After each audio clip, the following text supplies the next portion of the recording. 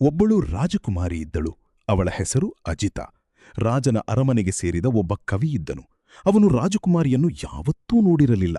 ಆದರೆ ಅವನು ಕವಿತೆ ಹೇಳುವಾಗ ತನ್ನ ಧ್ವನಿಯನ್ನು ಹೀಗೇ ಏರಿಸುತ್ತಿದ್ದನು, ಮೇಲೆ ಇರುವ ಬಾಲ್ಕನಿಯಲ್ಲಿ ಯಾರಾದರೂ ಕೇಳಬಹುದು ಅನ್ನೋ ಭಾವನೆ.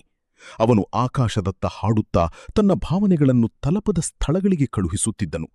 ಕೆಲವೊಮ್ಮೆ ಪರದೆಯ ಹಿಂದೆ ಯಾರಾದರೂ ಇರುವಂತೆ ಒಂದು ನೆರಳು ಕಾಣಿಸುತ್ತಿತ್ತು. ದೂರದಿಂದ ಕಣಕಣ ಎಂಬ ಶಬ್ದ ಕೇಳಿತ್ತು. ಅದು ಕಾಲಿಗೆ ಹಾಕಿದ ಗಜ್ಜೆಗಳ ಶಬ್ದ. ಅವನು ಆ ಶಬ್ದವನ್ನು ಕೇಳಿ ಆ ಹುಡುಗಿಯ ಬಗ್ಗೆ ಕನಸು ಕಾಣುತ್ತಿದ್ದನು. ಆಕೆ ನಡೆದು ಹೋಗುವಾಗ ಅವಳ ಕಾಲುಗಳು ತುಂಬಾ ಸುಂದರವಾಗಿವೆ ಎಂದು ಅವನು ಭಾವಿಸುತ್ತಿದ್ದನು. ಆಕೆಯನ್ನು ತನ್ನ ಮನಸ್ಸಿನಲ್ಲಿ ತುಂಬಾ ಗೌರವದಿಂದ ಇಟ್ಟುಕೊಂಡಿದ್ದನು. ಕವಿಗೆ ಯಾವ ಸಂಶಯವೂ ಇರಲಿಲ್ಲ, ಆ ನೆರಳು ಯಾರು ಎಂದು, ಆ ಗಜ್ಜೆಯ ಶಬ್ದ ಯಾರದ್ದು ಎಂದು.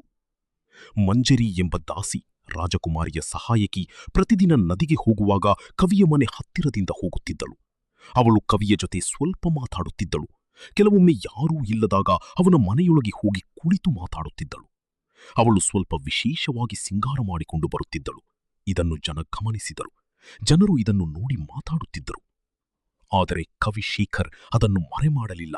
ಅವಳ ಜೊತೆ ಮಾತನಾಡುವುದು ಅವನಿಗೆ ತುಂಬಾ ಸಂತೋಷ. ಮಂಜರಿ ಅನ್ನೋ ಹೆಸರಿನ ಅರ್ಥ ಹೂಗಳ ಕುಚ್ಚ. ಆದರೆ ಕವಿಯವಳನ್ನು ಇನ್ನೂ ಪ್ರೀತಿಯಿಂದ ವಸಂತದ ಹೂಗಳ ಕುಚ್ಚ ಎಂದು ಕರೆಯುತ್ತಿದ್ದನು. ಇದನ್ನು ನೋಡಿ ಜನರು ಆಶ್ಚರ್ಯಪಟ್ಟರು. ವಸಂತ ಕಾಲದಲ್ಲಿ ಕವಿ ಹಾಡುತ್ತಿದ್ದ ಹಾಡುಗಳಲ್ಲಿ ಹೂಗಳ ಸೌಂದರ್ಯ ಬಗ್ಗೆ ತುಂಬಾ ಹೇಳುತ್ತಿದ್ದ. ರಾಜನು ಅದನ್ನು ಕೇಳಿ ನಗುತ್ತಿದ್ದ, ಕವಿಯೂ ನಗುತ್ತಿದ್ದ. ರಾಜನು ಕೇಳುತ್ತಿದ್ದ, ನೀನು ಜೇನುನೊಣದ ಕೆಲಸ ಮಾಡ್ತೀಯಾ? ಹೂಗಳ ಬಳಿ ಹೋಗಿ ಹಾಡೋದು ಮಾತ್ರವೇನಾ? ಕವಿ ಉತ್ತರಿಸುತ್ತಿದ್ದ, ಇಲ್ಲ, ನಾನು ಹೂಗಳ ಸಿಹಿಯನ್ನೂ ಕೂಡ ಅನುಭವಿಸುತ್ತೇನೆ. ಇದನ್ನು ಕೇಳಿ ಅರಮನೆಯಲ್ಲಿ ಎಲ್ಲರೂ ನಗುತ್ತಿದ್ದರು. ರಾಜಕುಮಾರಿ ಕೂಡ ನಗುತ್ತಿದ್ದಳು. ಮಂಜರಿಗೂ ತುಂಬಾ ಸಂತೋಷವಾಗುತ್ತಿತ್ತು. ಜೀವನದಲ್ಲಿ ಸತ್ಯವೂ ಸುಳ್ಳು ಸೇರಿಕೊಂಡಿರುತ್ತವೆ. ದೇವರು ಏನೋ ನಿರ್ಮಿಸಿದ್ದಾನೆ, ಅದಕ್ಕೆ ಮನುಷ್ಯನು ತನ್ನದೇ ಅಲಂಕಾರ ಸೇರಿಸುತ್ತಾನೆ. ಕವಿ ಹಾಡಿದ ಹಾಡುಗಳಲ್ಲಿ ನಿಜವಾದ ಭಾವನೆ ಇತ್ತು. ಅವನ ಹಾಡುಗಳು ಕೃಷ್ಣ ಮತ್ತು ರಾಧೆಯ ಪ್ರೀತಿ, ದುಃಖ ಮತ್ತು ಸಂತೋಷ, ಶಾಶ್ವತ ಪ್ರೀತಿ ಇವುಗಳ ಬಗ್ಗೆ ಇದ್ದವು. ಆ ಹಾಡುಗಳು ಎಲ್ಲರಿಗೂ ಇಷ್ಟವಾಗುತ್ತಿತ್ತು, ಬಡವರಿಂದ ರಾಜನ ತನಕ.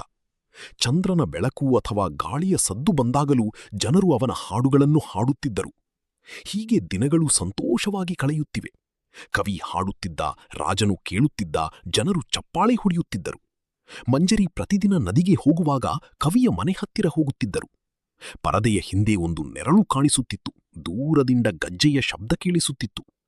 ಒಂದು ದಿನ ದಕ್ಷಿಣದಿಂದ ಒಬ್ಬ ಕವಿ ಪುಂಡರೀಕ್ ಬಂದನು. ಅವನು ರಾಜನ ಮುಂದೆ ನಿಂತು ಕವಿತೆ ಹೇಳಿದನು.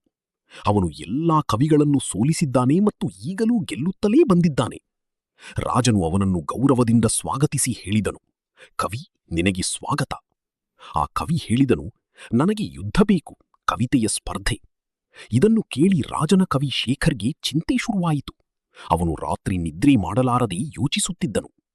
ಪುಂಡರೀಕ್ ಬಹಳ ಶಕ್ತಿಶಾಲಿ ಕವಿ, ಅವನನ್ನು ಸೋಲಿಸುವುದು ಕಷ್ಟ.